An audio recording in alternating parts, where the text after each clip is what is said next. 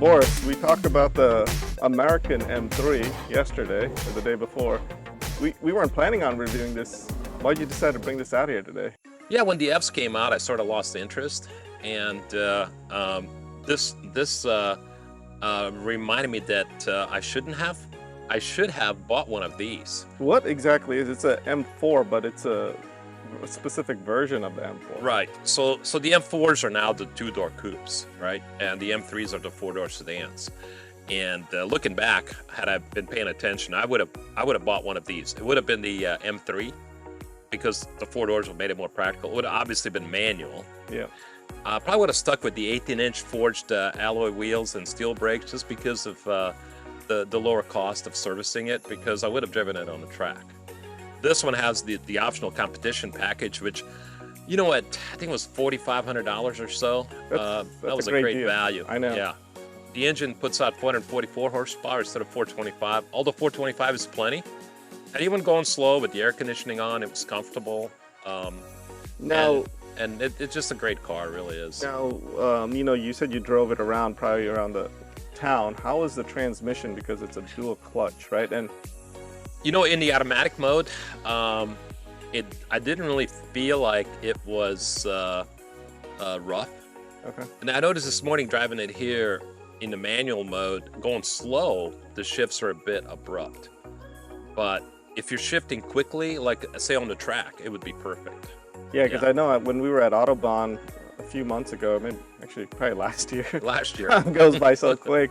There was two M3s are just hooning around the track, and I don't know if there are competition M3s out there, but I did come across an owner that had the M4 GTS, and they only brought 300 of those to the U.S., and that was just amazing, and that was his just dedicated track car. Yeah, that would be another level of performance. But as I said earlier, I would have just bought one of these with steel brakes, manual transmission, kept it light. And was thinking back to Circuit of the Americas in the M2, which wasn't, it was a half a year ago, late last year. And that has the same engine, maybe a detuned version of this same engine? The pull was about the same. Yeah. But this car, to me, because of a much longer wheelbase, feels a lot more stable and just more comfortable, and obviously more space. So I would have opted for the M4 versus the M2. Okay. I know a lot of people love M2s because they're a little nimbler and shorter wheelbase. Yeah, it reminds me of the E46 M3. Right. But I love the M2. No, okay, not to take anything away from the M2. I just like this even more. Now you call this the German Mustang. Oh yeah. And we reviewed the GT 350 yesterday. What would you choose? Okay, well, I loved the Mustang yesterday. Yeah. Jag always puts me on the spot like this. I loved it yesterday, but then I drove this, and then I remembered why I went from 3 Mustangs to an M3, because I could finally afford one. Obviously these are more expensive than even a Shelby GT350, brand new. Now, how much is this? Well, this one has nearly 40,000 miles, and they're asking, the dealer's asking $57,000 for it. In today's market, but, they do hold their value. Yeah, new, this with the competition package was probably about 75. Yeah, when you account for inflation, the E46 M3 was probably 50 about 17 years ago, and right. Probably as much as this now, so it hasn't gone up in price. Right. Yeah, so really looking at the big picture, it's a good value. So what's your choice?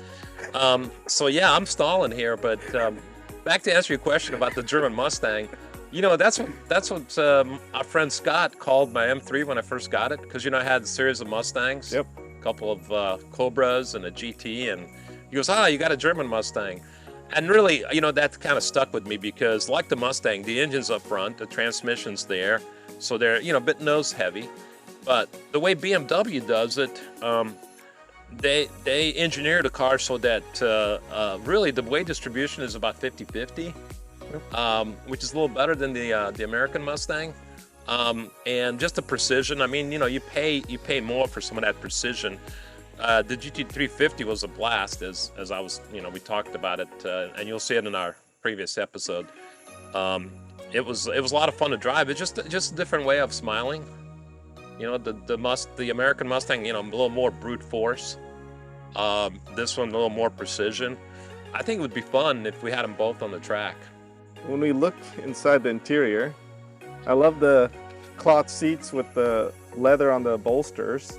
It was very hot and humid yesterday, and I was very comfortable in those seats. The bolsters are adjustable. The leather, obviously more durable. Cloth, lighter, grippier. I think it's a great combination, and the most important part to me is how do they hold you in the car, and they do a great job at that. Yeah, I mean, I like cloth seats for definitely track days. You don't slide around as much, especially, you know, if you don't have a harness and you're using your just regular seat belt to hold you in place. Interior looks really good, very compact. It reminds me of my E46 M3, but overall, it's a great car. Yeah, you know, I think it's got the right mix of analog and digital. I enjoy driving it and would love to own one. With that, my name is Jag. I'm Boris. And we'll see you later. Bye.